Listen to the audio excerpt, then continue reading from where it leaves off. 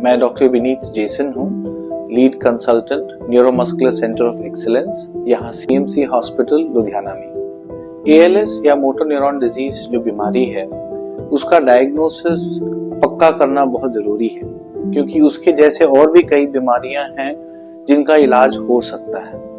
एक बार diagnosis clear हो जाता है और हमें पता चलता है कि भाई ये दूसरी बीमारियां नहीं है, ये मोटर न्यूरॉन डिजीज या एएलएस ही है, तो उसका भी ट्रीटमेंट होता है। ट्रीटमेंट जो मेनली हम करते हैं वो दवाइयों के तौर से होता है और इंजेक्शन के तौर से होता है। इस समय दुनिया में जो इंजेक्शंस और दवाइयां उपलब्ध हैं वो मरीज को लगने से बीमारी की बढ़ने की रफ्तार जो है वो थोड़ी सी कंट्रोल में आ सकती है।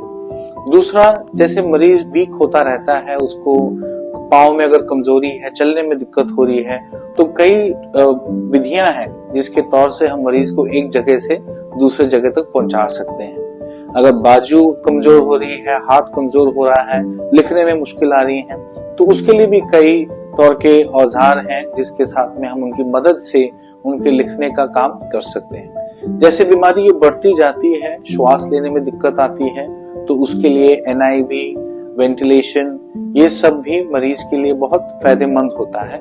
और खाना निगलने में जब दिक्कत आनी शुरू हो जाती है तो उसके लिए एनजी ट्यूब या तो पेग फीडिंग के द्वार से उनके वजन जो कम होता है उसको कंट्रोल कर सकते हैं। एएलएस जो बीमारी होती है ये काफी खतरनाक और भयंकर बीमारी होती है।